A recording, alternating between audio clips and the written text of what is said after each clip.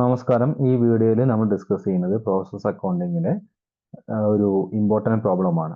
Text ബുക്കിലെ practical സെഷനിൽ വരുന്ന പ്രോബ്ലം ആണത്. വളരെ ഇമ്പോർട്ടൻ്റ് ആയിട്ട് നമുക്ക് ഒരു എം.കോം കുട്ടികൾ എന്ന നിലയ്ക്ക് നമുക്ക് മെയിൻ എക്സാമിന് സ്റ്റേറ്റ് ഭാഗത്തൊക്കെ ചോദിക്കാൻ സാധ്യതയുള്ള നല്ലൊരു ക്വസ്റ്റ്യൻ ആണിത്. ഇത് ക്വസ്റ്റ്യൻ്റെ നല്ലൊരു അണ്ടർസ്റ്റാൻഡിങ് ഉണ്ടായാൽ മാത്രം ചെയ്യാൻ പറ്റുന്ന ഒരു ക്വസ്റ്റ്യൻ ആണത്. കാരണം നമ്മൾ ഇതുവരെ പഠിച്ചിട്ടുള്ള അല്ലെങ്കിൽ നമ്മൾ നോർമലി നമ്മൾ മനസ്സിലാക്കി വെച്ചിട്ടുള്ള അതേ ഒരു രീതിയിൽ മാത്രം ചിന്തിച്ചു കഴിഞ്ഞാൽ നമുക്ക് ഈ പ്രോബ്ലം ചെയ്യാൻ പറ്റണമെന്നില്ല. കാരണം നമ്മൾ ഇത്തരം പ്രാക്ടിക്കൽ വശം നമ്മൾ ചിന്തിച്ചാൽ മാത്രമേ ഈ പ്രോബ്ലം നമുക്ക് മനസ്സിലാവുകയുള്ളൂ. ഓക്കെ, അപ്പോൾ ഓരോരോ പ്രോസസ്സിന് നേരത്തെ നമ്മൾ പഠിച്ചിട്ടുള്ള പ്രോബ്ലങ്ങളൊക്കെ process A, process B, process C എന്ന് പറഞ്ഞിട്ടായിരുന്നു ചെയ്തിട്ടുണ്ടായിരുന്നു. ഇവിടെ കൃത്യമായിട്ട് പ്രോസസ്സിന്റെ കറക്റ്റ് നെയിം തന്നെ നൽകിയിട്ടുള്ള ഒരു പ്രോബ്ലമാണ്. അപ്പോൾ ആ പ്രോസസ്സിന്റെ ഔട്ട്പുട്ട് എന്ത്, ഇൻപുട്ട് എന്ത് എന്നുള്ളതൊക്കെ ആ പേരുകൾ ഐഡന്റിഫൈ ചെയ്ത് മനസ്സിലാക്കിയാൽ നമുക്ക് വളരെ ഈസി ആയിട്ട് ചെയ്യാവുന്നതുമാണ് ഈ പ്രോബ്ലം. അപ്പോൾ നമുക്ക് പ്രോബ്ലത്തിലേക്ക് കടക്കാം. നോക്കുക. The following details are taken from the books of an oil mill for 1 month ended 31st March 2020. Purchase of 100 ton of oil seed at rupees 1000 per ton. അതായത് നമുക്ക് തന്നിട്ടുള്ളത് ഒരു ഓയിൽ മില്ലിന്റെ കണക്കാണ്. ഓക്കെ, അവിടെ 31/3/2020 ഒരു മാസത്തെ ഒരു ഇൻഫർമേഷൻ ആണ് നമുക്ക് തന്നിട്ടുള്ളത്. അപ്പോൾ ആദ്യം തന്നെ ഇൻഫർമേഷൻ എന്ന് പറഞ്ഞാൽ എന്താണ്, ഒരു 100 ടൺ ഓയിൽ സീഡ് അവർ എന്തിട്ട് വാങ്ങിയിട്ടുണ്ട്. ഒരു ടണ്ണിന് വരുന്നത് 1000 രൂപയാണ്. ഓക്കെ, പിന്നെ നമുക്ക് താഴെ കുറച്ച് അഡീഷണൽ ഇൻഫർമേഷൻ തന്നിട്ടുണ്ട്. അത് ഇവിടെ നടക്കുന്ന പ്രോസസ്സുകളാണ്. ക്രഷിംഗ് എന്ന പ്രോസസ്സ് ഉണ്ട്, റിഫൈനിങ് എന്ന പ്രോസസ്സ് ഉണ്ട്, ഫിനിഷിംഗ്, ഇങ്ങനെ 3 പ്രോസസ്സ് ആണുള്ളത്. അതിൽ വരുന്ന എക്സ്പെൻസ് അല്ലെങ്കിൽ ഐറ്റംസ് ഇവിടെ തന്നിട്ടുണ്ട്. വേജ് ഉണ്ട്, സൺഡ്രി സ്റ്റോഴ്സ് ഉണ്ട്, ഇലക്ട്രിസിറ്റി ഉണ്ട്, സ്റ്റീം ഉണ്ട്, ഫാക്ടറി എക്സ്പെൻസ് ഉണ്ട്, കണ്ടെയ്നർ ചാർജ് ആയിട്ട് വരുന്നുണ്ട്. ഇത്രയാണ് ഇതിനകത്ത് ഇൻപുട്ടുകളായിട്ടുള്ള അല്ലെങ്കിൽ എക്സ്പെൻസുകളായിട്ട് നമുക്ക് തന്നിട്ടുള്ളത്. പിന്നെ കുറച്ച് അഡീഷണൽ ഇൻഫർമേഷൻ ഉണ്ട്. നോക്കുക, 60 tons of crude oil were produced. അതായത് ഇവിടെ നമുക്ക് തന്നെ 60 ടൺ ക്രൂഡ് ഓയിൽ പ്രൊഡ്യൂസ് ചെയ്തെന്ന് പറയുന്നുണ്ട്. അപ്പൊ ഇത് ഏത് ആക്ടിവിറ്റിയുടെ അല്ലെങ്കിൽ ഏത് പ്രോസസ്സിന്റെ ഔട്ട്പുട്ട് ആണ് എന്ന് നമുക്ക് സാധാരണ കേസിൽ എന്ന പ്രോസസ് എയുടെ ഔട്ട്പുട്ട് 60 ടൺ ആണ്, പ്രോസസ് ബിയുടെ 51 ടൺ ആണ്, പ്രോസസ് സിയുടെ 50 ടൺ ആണ്, ആ രീതിയിലൊക്കെ നമുക്ക് നേരിട്ട് തരികയായിരുന്നു. ഇപ്പൊ ഇവിടെ നമുക്ക് തരുന്നത് ഔട്ട്പുട്ട് ഉണ്ട്, അല്ലെങ്കിൽ 60 ടൺ ക്രൂഡ് ഓയിൽ പ്രൊഡ്യൂസ് ചെയ്തിട്ടുണ്ട്. അപ്പോൾ പ്രൊഡ്യൂസ് ചെയ്തെന്ന് പറഞ്ഞാൽ ഒരു ഔട്ട്പുട്ട് ആണ്. അപ്പൊ ആ ഔട്ട്പുട്ട് ഇതിൽ ക്രഷിങ്ങിന്റെ ഔട്ട്പുട്ട് ആണോ, റിഫൈനിങ്ങിന്റെ ഔട്ട്പുട്ട് ആണോ, ഫിനിഷിങ്ങിന്റെ ഔട്ട്പുട്ട് ആണോ എന്ന് നമുക്ക് ഐഡന്റിഫൈ ചെയ്യാൻ പറ്റണം. ഓക്കെ, അപ്പൊ നമുക്ക് ഇവിടെ ക്രൂഡ് ഓയിൽ ആണ്. ഇപ്പൊ ക്രൂഡ് ഓയിൽ ആകുമ്പോൾ അത് എന്തിൻ്റെതായിരിക്കും, അത് ക്രഷിംഗ് ആക്ടിവിറ്റിയുടെ അല്ലെങ്കിൽ ക്രഷിംഗ് എന്ന് പറഞ്ഞ പ്രോസസ്സിന്റെ ഔട്ട്പുട്ട് ആയിരിക്കും. ഓക്കെ, അപ്പൊ 60 ton of crude oil were produced എന്ന് പറഞ്ഞാൽ എന്താണ്, അത് ഒന്നാമത്തെ ആക്ടിവിറ്റി ആയിട്ടുള്ള ക്രഷിംഗ് ആക്ടിവിറ്റിയുടെ ഔട്ട്പുട്ട് ആണെന്ന് മനസ്സിലാക്കുക. പിന്നെന്താണ്, 51 ton of oil where produce in the refining process. Refining പ്രോസസ്സിലൂടെ 51 യൂണിറ്റ് ഔട്ട്പുട്ട് ഉണ്ടായി. അപ്പോൾ റിഫൈനിങ് പ്രോസസ് നമുക്ക് കൃത്യമായിട്ട് പേര് തന്നെ ഉണ്ട്, അതുകൊണ്ട് നമുക്ക് സംശയമില്ല. രണ്ടാമത്തെ പ്രോസസ്സിന്റെ ഔട്ട്പുട്ട് ആണ് ആ 51 യൂണിറ്റ് എന്ന് പറയുന്നത്. Then 50 ton of refined oil were furnished for delivery. ഡെലിവറിക്ക് തയ്യാറായി എന്ന് പറയുമ്പോൾ തന്നെ അത് ഫിനിഷിംഗ് എന്നുള്ള പ്രോസസ്സിന്റെ ഔട്ട്പുട്ട് ആയിരിക്കുമെന്ന് നമുക്ക് മനസ്സിലാക്കാം. ദെൻ അടുത്ത് നോക്കുക, M T bag of oil seed were sold for 100.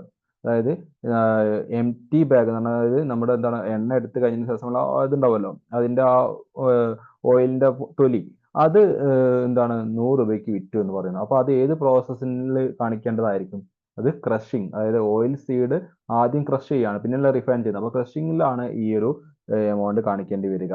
Okay, 100 എന്ന് പറയുന്ന എമൗണ്ട്. അതൊക്കെ ആ രീതി നമ്മുടെ അണ്ടർസ്റ്റാൻഡിങ് നമ്മൾ കൃത്യമായി നമ്മുടെ കോമൺ സെൻസ് യൂസ് ചെയ്തിട്ട് നമ്മൾ മനസ്സിലാക്കേണ്ടതാണ്. ഇതൊക്കെ ഈ പ്രോസസ്സുമായി ബന്ധപ്പെട്ട എക്സ്പെൻസ് ആയിരിക്കുമെന്ന് നമ്മുടെ ആ ഒരു ക്വസ്റ്റ്യൻ കൃത്യമായിട്ട് വായിച്ചാൽ നമുക്ക് മനസ്സിലാവും ഏതാണെന്നുള്ളത്, അർത്ഥം മനസ്സിലാക്കിയെടുത്താൽ. ഓക്കെ, ദെൻ അടുത്ത് നോക്കൂ, 35 ton of oil cake were sold at rupees 60 per ton. 35 ton oil cake, അതായത് നമുക്കറിയാലോ നമ്മുടെ ഈ പിണ്ണാക്ക് എന്നൊക്കെ പറയുന്ന സംഭവം, മലയാളത്തിൽ പിണ്ണാക്ക് എന്ന് പറയുന്ന അത് എന്തുണ്ട്, ഒരു 35 ടൺ ഉണ്ട്. അത് ഒരു ടണ്ണിന് 60 രൂപയ്ക്ക് വിറ്റു എന്ന് പറയുന്നു. അതൊരു ബൈ പ്രൊഡക്റ്റ് ആണ്. ഏത് പ്രോസസ്സിന്റെ, ക്രഷിംഗ് പ്രോസസ്സിന്റെ ഒരു ബൈ പ്രൊഡക്റ്റ് ആണ്. അതായത് നമ്മൾ ചക്കിലാട്ടുമ്പോൾ കിട്ടുന്ന ആ ഒരു ഇതുണ്ടല്ലോ, അതിന് പറയാ ഇതന്നെ പിണ്ണാക്ക് എന്ന് പറയും അത്. അപ്പൊ അത് 35 ടൺ ഉണ്ട്. അത് വിച്ച് മീൻസ് അത് ക്രഷിംഗ് ആക്ടിവിറ്റിയുടെ ഒരു ബൈ പ്രൊഡക്റ്റ് ആയിട്ട് നമുക്ക് അതിനെ കണക്കാക്കാം. ഓക്കെ, ഇത് കൂടാതെ loss in weight in crushing, ആ ക്രഷിംഗ് പ്രോസസ്സിൽ ഒരു എന്താണ് 5 ടണ്ണിന്റെ ലോസ് ഇൻ വെയിറ്റ് ഉണ്ട്. ലോസ് ഇൻ വെയിറ്റ് എന്ന് പറഞ്ഞാൽ നമുക്ക് അതിൽ എമൗണ്ടിൽ കാണിക്കാൻ ഉണ്ടാവില്ല എന്നർത്ഥം. ഓക്കെ, നോർമൽ ലോസിന്റെ ഭാഗമായിട്ട് തന്നെ കണക്കാക്കാവുന്ന ഒരു 5 ടൺ ലോസ് ഇൻ വെയിറ്റും ഉണ്ട്. ഓക്കെ, then വീണ്ടും question 8.5 ton by product 5 tons by product from refinery process were valued at 2550. അതായത് 8.5 ടൺ ബൈ പ്രൊഡക്റ്റ് ഉണ്ട്. റിഫൈനറി പ്രോസസ്സിൽ നിന്ന് നമുക്ക് 8.5 ടൺ ബൈ പ്രൊഡക്റ്റ് ലഭിച്ചിട്ടുണ്ട്. അതിന്റെ വില 2550 ആണെന്ന് പറയുന്നു. ഓക്കെ, ബൈ പ്രൊഡക്റ്റ് ആണ്.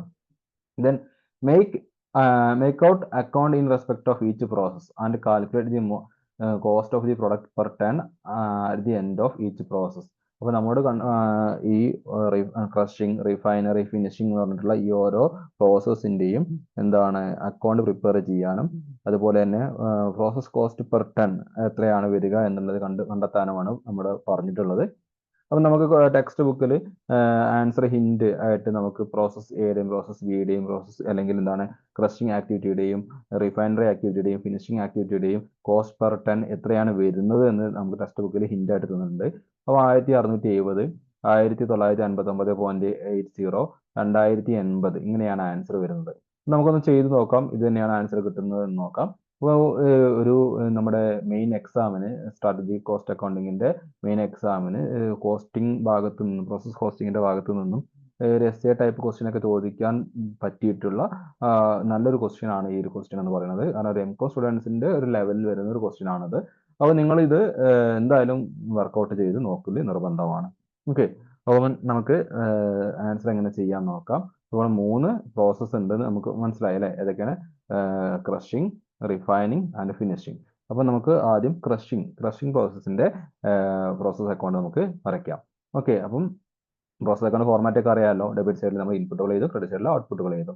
ഓക്കെ, അപ്പോൾ നമുക്ക് ക്രഷിംഗ് പ്രോസസ്സിന്റെ ഇൻപുട്ടുകൾ എന്ന് പറഞ്ഞ് നമുക്ക് ക്വസ്റ്റ്യനകത്ത് നമുക്ക് കാണാം. ഏറ്റവും ആദ്യം നോക്കിയാൽ കാണാം purchase of 100 ton of oil seed at ₹1000 per ton. അപ്പോൾ നമുക്ക് ക്രഷിംഗ് പ്രോസസ്സിന്റെ ആദ്യത്തെ ഇൻപുട്ട് എന്ന് പറഞ്ഞാൽ എന്താണ്? നമ്മുടെ ഓയിൽ സീഡ് ആണ്. അപ്പോൾ നമുക്ക് അത് എഴുതാം, oil seed. Okay, oil seeds ഉണ്ട്. ഓയിൽ സീഡ്സ് എത്രയാണ്? 1000 ടൺ ആണ് പർച്ചേസ് ചെയ്തിട്ടുള്ളത്. ഒരു ടണ്ണിന്റെ രൂപ എത്രയാണ്? സോറി, 100 ടൺ ആണ് പർച്ചേസ് ചെയ്തിട്ടുള്ളത്. ഒരു ടണ്ണിന് എത്രയാണ്? 1000 രൂപയാണ്. അപ്പോൾ എത്രയായിരിക്കും എമൗണ്ട് വരിക? 1 lakh ആയിരിക്കും അല്ലേ? 1 lakh. അപ്പോൾ നമുക്ക് അവിടെ 1 lakh എന്ന് എഴുതാം. യെസ്, ക്ലിയർ ആണെന്ന് വിചാരിക്കുന്നു. ഓക്കെ, അതുകൊണ്ട് ഫസ്റ്റ് പാരഗ്രാഫ് തന്നെ അത് തന്നിട്ടുണ്ട്.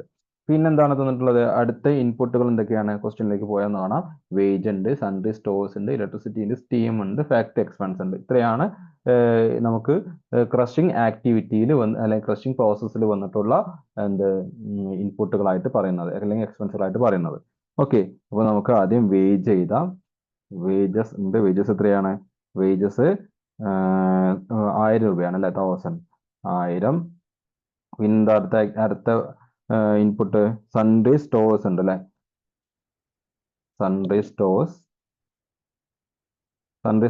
ഉണ്ട്. സൺഡേ സ്റ്റോഴ്സ് എത്ര വരുന്നത്? 200 രൂപയാണ്. പിന്നെ നെക്സ്റ്റ് അടുത്തായിട്ട് എന്താണ്? ഇലക്ട്രിസിറ്റി ഉണ്ട്.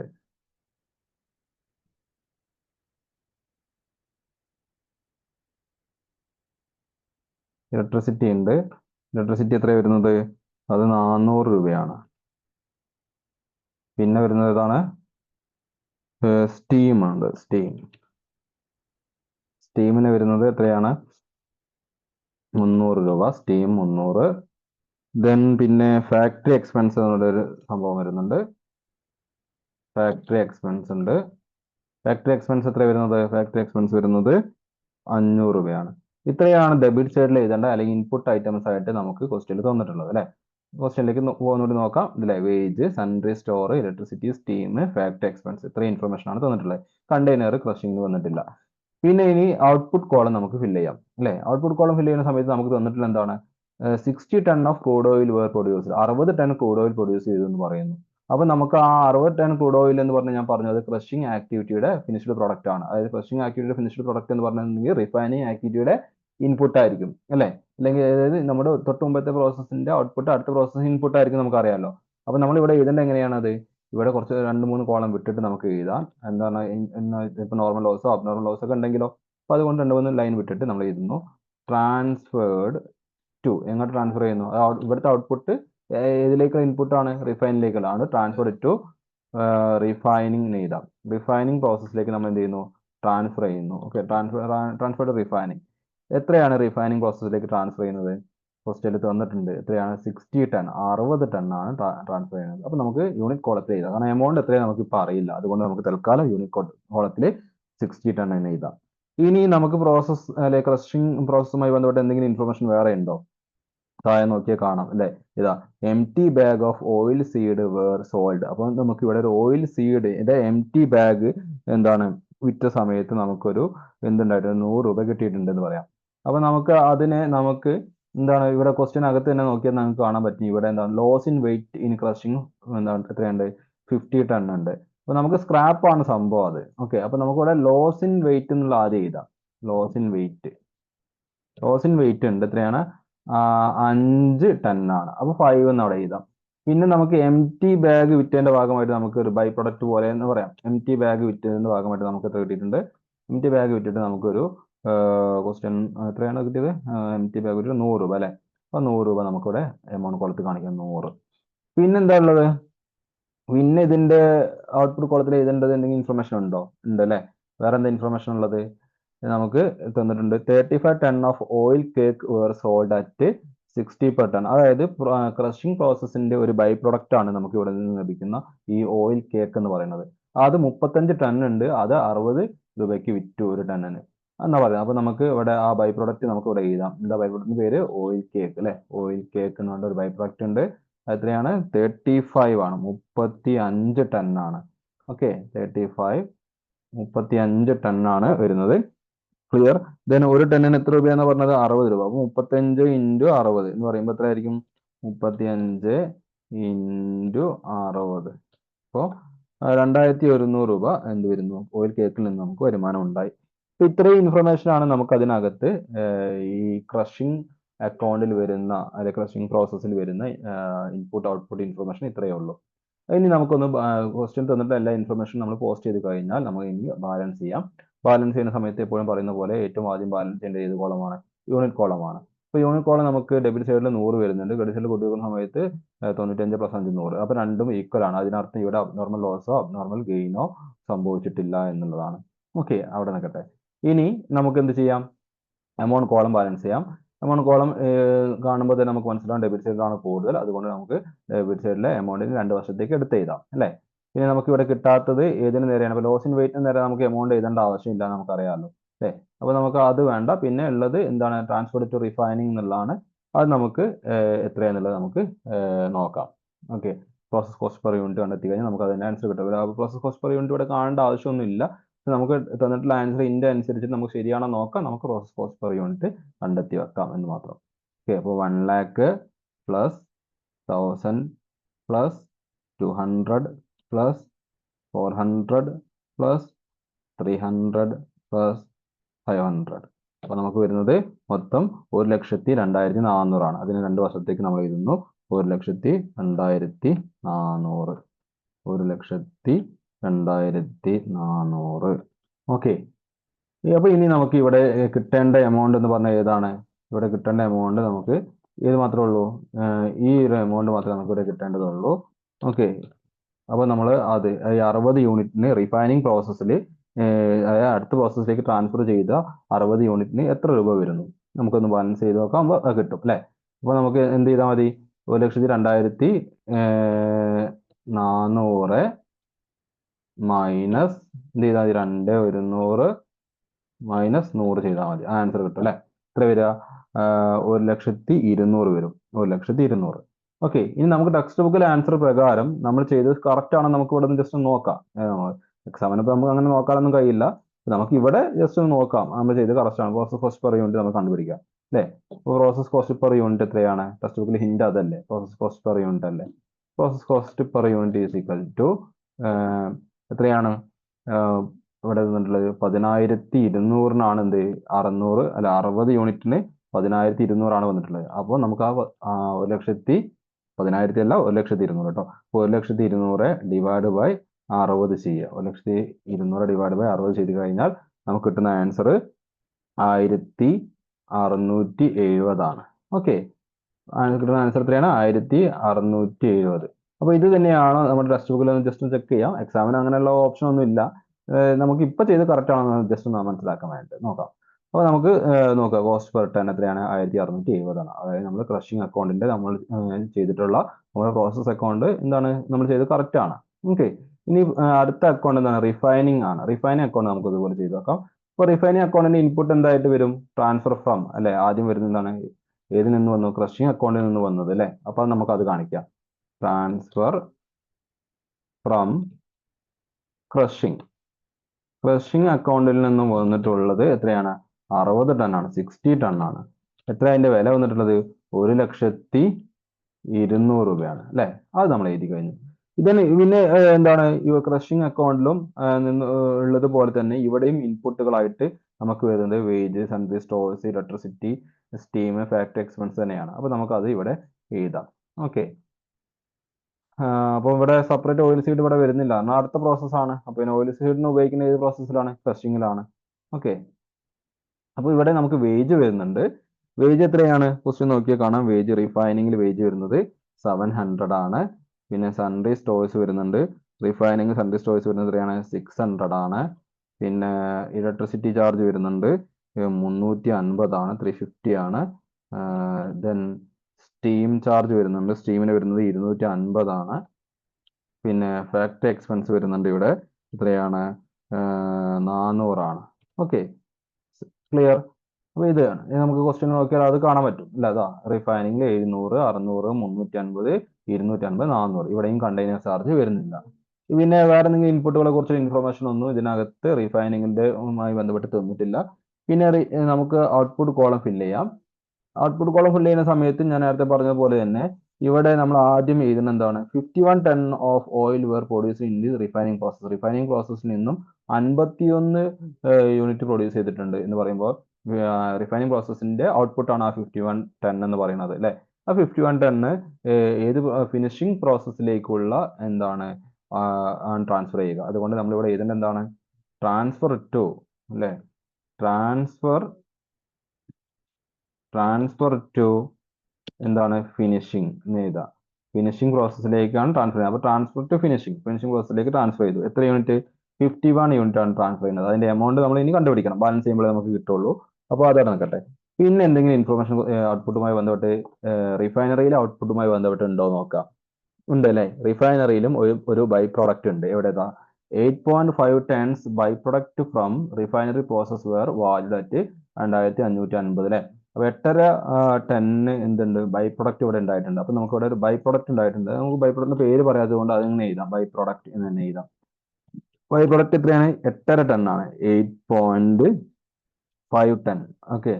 അപ്പൊ അതിന് വാല്യൂ തന്നിട്ട് ക്വസ്റ്റ്യൻ നേരിട്ട് തന്നിട്ടുണ്ട്. എത്രയാണ്? 8.5 ടണ്ണിന് വന്നിട്ട് ബൈ പ്രൊഡക്റ്റ് വന്നിട്ടുള്ള വാല്യൂ 2550 ആണ് ക്വസ്റ്റ്യൻ തന്നിട്ടുണ്ട്. അപ്പൊ ഇത്ര ഇൻഫർമേഷനെ നമുക്ക് റിഫൈനിങ് പ്രോസസ്സുമായി ബന്ധപ്പെട്ട് നമുക്ക് തന്നിട്ടുള്ളൂ. ക്ലിയർ. ഇനി നമ്മൾ നേരത്തെ ചെയ്ത പോലെ ബാലൻസ് ചെയ്യുന്നു. ഏറ്റവും ആദ്യം ബാലൻസ് ചെയ്യേണ്ടത് ഏത് കോളമാണ്? Unit column. Unit column balance ചെയ്യുന്ന സമയത്ത് ഡെബിറ്റിലാണ് കൂടുതൽ. ഡെബിറ്റിൽ 60 വന്നു. ഓക്കെ. ക്രെഡിറ്റിൽ നോക്കുന്ന സമയത്ത് നമുക്ക് എത്രയാണ്?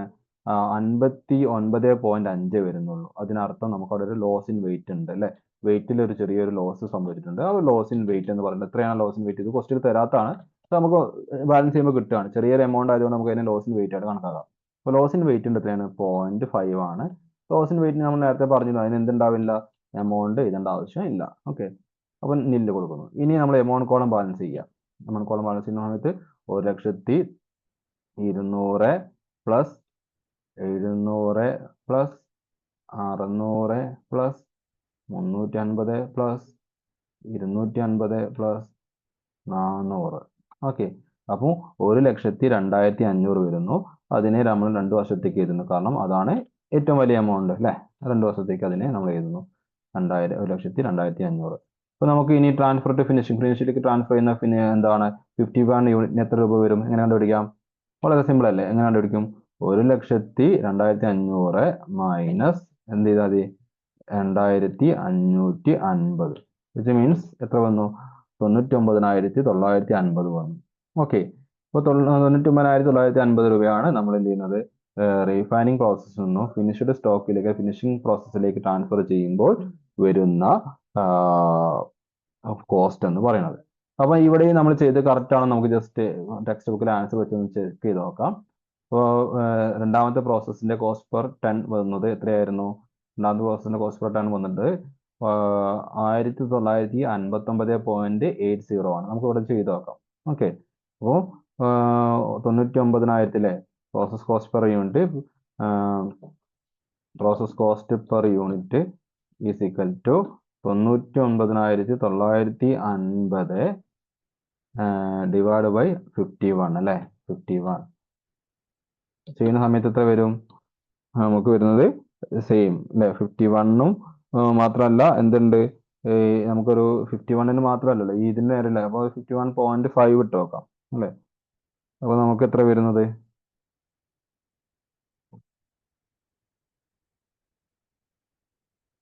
Process cost per unit is equal to എത്ര പറഞ്ഞത്? 99,950 ഡിവൈഡ് ബൈ 51. അപ്പോൾ റൗണ്ട് ചെയ്തിട്ട് 51.5 ഇട്ടേക്കാം. 51.5. ഓക്കെ, അതായത് നമുക്ക് വരുന്നത് ഏകദേശം ആ ഒരു എമൗണ്ടിനോട് ചേർന്ന് നിൽക്കുന്ന ഒരു എമൗണ്ട് തന്നെ, 99,950. 99,950 ഡിവൈഡ് ബൈ, അല്ലെങ്കിൽ എന്താണ്,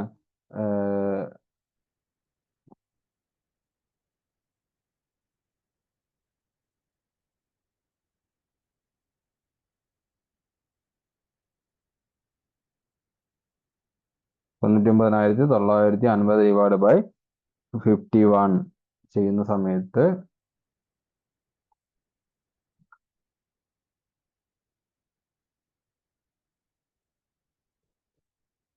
ഏകദേശം നമുക്ക് കിട്ടുന്നത് തന്നെ അല്ലെ? 51 ചെയ്യുന്ന സമയത്ത് ടെക്സ്റ്റ് ബുക്കിൽ ആൻസർ എത്രയായിരുന്നു അല്ലെ? 1959.80 അല്ല, അത് തന്നെയാണ് വരുന്നത് അല്ലെ? അതായത് 99,950 ഡിവൈഡ് ബൈ 51 ചെയ്യുക. അപ്പോൾ കറക്റ്റ് ടെക്സ്റ്റ് ബുക്കിലെ ആൻസർ തന്നെയാണ് നമുക്ക് കിട്ടിയിട്ടുള്ളത്. കറക്റ്റ് ആണ് നമ്മൾ ചെയ്തത്. ഓക്കെ, അപ്പോൾ ഒന്ന് ചെയ്ത് നോക്കുക. വളരെ ഈസിയാണ്. നമുക്ക് ഐറ്റംസ് ഏത് ഭാഗത്തേക്ക് പോസ്റ്റ് ചെയ്യണം എന്നുള്ളത് കൃത്യമായിട്ട് മനസ്സിലാക്കാൻ സാധിച്ചു കഴിഞ്ഞാൽ വളരെ ഈസി ആയിട്ട് ചെയ്യാവുന്ന ഒന്നാണ് പ്രോസസ് കോസ്റ്റിംഗിന്റെ പ്രോബ്ലംസ് എന്ന് പറയുന്നത്. ഇതൊരു എസ്എ ടൈപ്പ് ക്വസ്റ്റ്യൻ ഒക്കെ ചോദിക്കാൻ സാധ്യതയുള്ള ഒരു ക്വസ്റ്റ്യൻ ആണത്. വളരെ ഇമ്പോർട്ടൻ്റ് ആണ്, എല്ലാവരും ഒന്ന് ചെയ്തു നോക്കുക കേട്ടോ. ഓക്കെ, ഇനി അടുത്ത പ്രോസസ്സാണ് ഫിനിഷിംഗ് പ്രോസസ്സ്. അപ്പോൾ നമുക്ക് നേരത്തെ പറഞ്ഞ പോലെ തന്നെ ഫിനിഷിംഗ് പ്രോസസ്സിന്റെ ഇൻപുട്ട് എന്ന് പറയുന്നത്, ഫസ്റ്റ് ഇൻപുട്ട് എന്താണ്? തൊട്ട് മുമ്പത്തെ പ്രോസസ്സിലെ റിഫൈനിങ് പ്രോസസ്സിൽ നിന്നും വന്നിട്ടുള്ളതാണ്. അപ്പോൾ നമ്മൾ ട്രാൻസ്ഫർ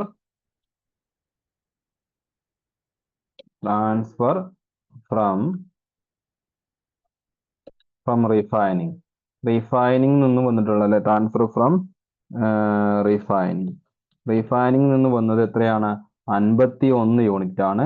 അതിന്റെ വാല്യൂ എത്രയായിരുന്നു? 99,950 ആയിരുന്നു അതിന്റെ വാല്യൂ വരുന്നത് അല്ലെ? പിന്നെ നേരത്തെ ഉണ്ടായിരുന്ന രണ്ട് പ്രോസസ്സുകളിലും ഉള്ളതുപോലെ തന്നെ നമുക്ക് sundry wage, sundry stores, electricity, steam, factory expense, പിന്നെ എക്സ്ട്രാ ഒരു കണ്ടെയ്നർ എന്ന് പറഞ്ഞിട്ടൊരു എക്സ്പെൻസ് ഇവിടെ വരുന്നുണ്ട്. അപ്പൊ നമുക്ക് അത്ര എക്സ്പെൻസ് ഇവിടെ വരുന്നുണ്ട്, നമുക്ക് അത് ഇവിടെ എഴുതാം. ഓക്കെ, ഫാക്ടറി എക്സ്പെൻസിന് പുറമെ നമുക്കൊരു കണ്ടെയ്നറും കൂടി വരുന്നുണ്ട്. അപ്പോൾ നമുക്ക് വേജ് എത്രയാണ് ഫിനിഷിംഗിൽ വരുന്നത്? 900 ആണ്. പിന്നെ സൺട്രി സ്റ്റോഴ്സ് എത്രയാണ്? 100 ആണ് വരുന്നത്. പിന്നെ ഇലക്ട്രിസിറ്റി 200 ആണ് വരുന്നത്. പിന്നെ സ്റ്റീം വരുന്നുണ്ട്, അതും 200 ആണ്. ഓക്കെ, ക്വസ്റ്റ്യൻ നോക്കി ചെയ്യണം കേട്ടോ. ദെൻ 300 ആണ് വരുന്നത് ഫാക്ടറി എക്സ്പെൻസ്. ഇനി ഇവിടെ വരുന്നത് ക്വസ്റ്റ്യനിൽ ഒരു എക്സ്ട്രാ ഐറ്റംസ് വരുന്നുണ്ട്. എന്താണ്? കണ്ടെയ്നർ എന്ന് പറഞ്ഞിട്ട് ഒരു എക്സ്ട്രാ ഐറ്റം വരുന്നുണ്ട്. കണ്ടെയ്നേഴ്സ് എന്ന് പറഞ്ഞിട്ട് എത്രയാണ് അത് വരുന്നത്? കണ്ടെയ്നേഴ്സ് എന്ന് പറഞ്ഞ് വരുന്നത് 2,350 ആണ് വരുന്നത്. ഓക്കെ, ഇത്രയേ ഉള്ളൂ ഇൻപുട്ട് ആയിട്ട് വരുന്നത്. ഇനി ഔട്ട്പുട്ടിന്റെ കേസിലോ? ഔട്ട്പുട്ടിന്റെ കേസിൽ നമുക്ക് നേരെ ഇവിടെ വേറെ ഔട്ട്പുട്ടുകളോ എന്താണ് ലോസ് ഇൻ വെയിറ്റോ അല്ലെങ്കിൽ ബൈ പ്രൊഡക്റ്റ് ഉള്ളതിനെ കുറിച്ചൊന്നും പറഞ്ഞിട്ടില്ല. ഇവിടെ ഔട്ട്പുട്ട് എത്രയാണെന്ന് പറയുന്നുണ്ട് അല്ലേ? എത്രയാണ്? 50 ton of refined oil were furnished for delivery. ഡെലിവറിക്ക് 50 ടണ്ണ് എന്താണ് നമുക്ക് റെഡി ആയിട്ടുണ്ട് എന്ന് പറയുന്നു. അപ്പോൾ ഇവിടെ നമുക്ക് അത് ഇവിടെ എഴുതാം. അതായത് നമുക്ക് ഇവിടെ ലാസ്റ്റ് പ്രോസസ് ആയതുകൊണ്ട് നമുക്ക് ഫിനിഷ്ഡ് സ്റ്റോക്ക് എന്ന് എഴുതാം. ഫിനിഷ്ഡ് സ്റ്റോക്ക് എത്രയാണ്?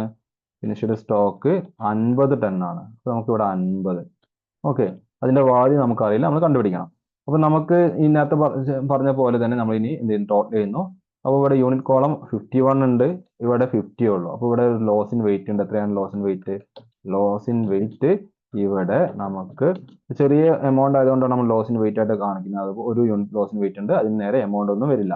ഓക്കെ, അപ്പോൾ ഇനി നമുക്ക് എന്ത് ചെയ്യാം, എമൗണ്ട് കോളം ബാലൻസ് ചെയ്ത് നോക്കാം. എമൗണ്ട് കോളം ബാലൻസ് ചെയ്യുന്ന സമയത്ത് 99,950 plus 900 plus 100 plus 200 plus 200 plus 300 plus 2350 അല്ലേ ചെയ്യുമ്പോൾ 1,04,000 ആണ് നമുക്ക് വരുന്നത്. 1,04,000.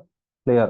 അപ്പോൾ ഇവിടെയും സെയിം 51, ഇവിടെ 1,04,000 നമ്മൾ എഴുതുന്നു. 1,04,000. ക്ലിയർ? ഇനി ഈ 50 യൂണിറ്റിന് നേരെ വരുന്ന എമൗണ്ട് അടിക്കാൻ ഒരു ഇതില്ല. എത്രയാണ് 50 യൂണിറ്റിന് നേരെ വരുന്ന എമൗണ്ട്? എത്രയായിരിക്കും? 50 യൂണിറ്റിന് നേരെ വരുന്ന എമൗണ്ട് എന്ന് പറഞ്ഞെങ്കിൽ സെയിം 1,04,000 തന്നെ ആയിരിക്കും അല്ലേ? അപ്പോൾ അതിൽ പറഞ്ഞാൽ അവിടെ വേറെ എമൗണ്ട് വരാത്തതുകൊണ്ട് നമുക്ക് 1,04,000 തന്നെ അവിടെ എഴുതാം. ഇനി നമ്മൾ ഇപ്പോൾ പറഞ്ഞിട്ടുള്ള ഫിനിഷിംഗ് പ്രോസസ്സിന്റെ പ്രോസസ് കോസ്റ്റ് പെർ യൂണിറ്റ് നമുക്കൊന്ന് കണ്ടുപിടിച്ച് നോക്കാം. കാരണം ടെക്സ്റ്റ് ബുക്കിൽ അതേ ആൻസർ തന്നെയാണ് നമുക്ക് കിട്ടിയിട്ടുള്ളത്. ആൻസർ ഹിന്റിൽ പറഞ്ഞിട്ടുള്ള പ്രോസസ് കോസ്റ്റ് പെർ ടൺ തന്നെയാണ് നമുക്ക് കിട്ടിയതെന്ന് നമുക്കൊന്ന് ചെക്ക് ചെയ്ത് നോക്കാം. അപ്പോൾ പ്രോസസ് കോസ്റ്റ് പെർ ടൺ, ഇവിടെ പ്രോസസ് കോസ്റ്റ് പെർ യൂണിറ്റ് എത്രയാണ് വരുന്നത് നോക്കാം. എത്രയാണ്? 1,04,000 ആണ് 50 യൂണിറ്റ് വരുന്നത് അല്ലേ? അപ്പോൾ 1,04,000 ഡിവൈഡ് ബൈ 50 ചെയ്യാം. അപ്പോൾ നമുക്ക് കിട്ടുന്നത് 2,080 ആണ്. നോക്കാം ടെക്സ്റ്റ് ബുക്കിൽ ആൻസർ എത്രയാണ്? ടെക്സ്റ്റ് ബുക്ക് ആൻസർ 2,080 ആണ്. യെസ്, അപ്പോൾ നമ്മൾ ചെയ്ത് കറക്റ്റ് ആണ്. അപ്പം ഈ ക്വസ്റ്റ്യൻ ഞാൻ ഒന്നുകൂടി നിങ്ങളോട് പറയുകയാണ്, നിങ്ങൾ ഈ പ്രോബ്ലം എന്തായാലും ഒന്ന് വർക്കൗട്ട് ചെയ്യുക. കാരണം ഇത് ഒരു M.Com സ്റ്റുഡൻസ് എന്ന നിലയ്ക്ക് എന്താണ് ഒരു അഡ്വാൻസ്ഡ് ലെവലുള്ള ഒരു പ്രോബ്ലമാണ് ഇത്. അഡ്വാൻസ്ഡ് ലെവൽ എന്ന് പറയാൻ കാരണം ഇതിലെ process A, process B, process C എന്ന് പറഞ്ഞ് നമ്മൾ എഴുതുന്നതിന് പകരം ഇവിടെ കൃത്യമായി പ്രോസസ്സിന്റെ പേര് നൽകുകയും ആ പ്രോസസ്സുമായി ബന്ധപ്പെട്ട ടേംസ് ആണ് യൂസ് ചെയ്യുന്നത് എന്നുള്ളതാണ്. അപ്പോൾ അത് നമുക്ക് മനസ്സിലാക്കി എടുക്കാൻ സാധിക്കണം എന്നുള്ളതും പിന്നെ ലോസ് ഇൻ വെയിറ്റിനെ കുറിച്ച് നമുക്ക് തന്നിട്ടുള്ള ഒരു പ്രോബ്ലമാണ്. അപ്പം ഇത് ഒന്ന് വർക്കൗട്ട് ചെയ്ത് നോക്കുക. ഈ പ്രോബ്ലം ആദ്യം വീഡിയോയോടൊപ്പം തന്നെ നിങ്ങൾ ചെയ്യുക. പിന്നെ ഒന്നുകൂടി നിങ്ങൾ ഒറ്റയ്ക്ക് ആ പ്രോബ്ലം എടുത്ത് എന്താണ് ഒന്ന് മെമ്മറൈസ് ചെയ്ത് നോക്കുക. പ്രോസസ്സ് മനസ്സിലാക്കി ചെയ്ത് നോക്കുക. ഓക്കെ, അപ്പോൾ നമുക്ക് കാര്യം കൃത്യമായിട്ട് വായിച്ച് മനസ്സിലാക്കാൻ സാധിച്ചു കഴിഞ്ഞാൽ വളരെ ഈസി ആയിട്ട് ചെയ്യാവുന്ന ഒന്നാണ് പ്രോസസ് കോസ്റ്റിംഗ് എന്ന് പറയുന്നത്. പ്രോസസ് കോസ്റ്റിംഗുമായി ബന്ധപ്പെട്ട് ഒരുപാട് പ്രോബ്ലംസ് നമ്മളിപ്പോൾ ഡിസ്കസ് ചെയ്തിട്ടുണ്ട്. എല്ലാ പ്രോബ്ലംസും ഒന്ന് വർക്കൗട്ട് ചെയ്ത് നോക്കുക. എന്തായാലും ഷുവർ ആയിട്ട് 1-2 ക്വസ്റ്റ്യൻ നമുക്ക് പാർട്ട് ബിയിലും അതുപോലെ എസ്എ പാർട്ടിലും നമുക്ക് ചോദിക്കാൻ സാധ്യതയുള്ള ഒരു ചാപ്റ്ററാണ് പ്രോസസ് കോസ്റ്റിംഗ് എന്ന് പറയുന്നത്. ഞാൻ നിങ്ങൾക്ക് ഷെയർ ചെയ്ത് തന്നിട്ടുള്ള എല്ലാ പ്രോബ്ലംസും നിങ്ങൾ ഒരു തവണ വർക്കൗട്ട് ചെയ്യുക. എല്ലാം എന്താണ് ഇമ്പോർട്ടൻ്റ് ആയിട്ടുള്ള ക്വസ്റ്റ്യൻസ് ആണ് ഞാൻ സെലക്ട് ചെയ്തിട്ടുള്ളത്. ഓക്കെ, ശരി.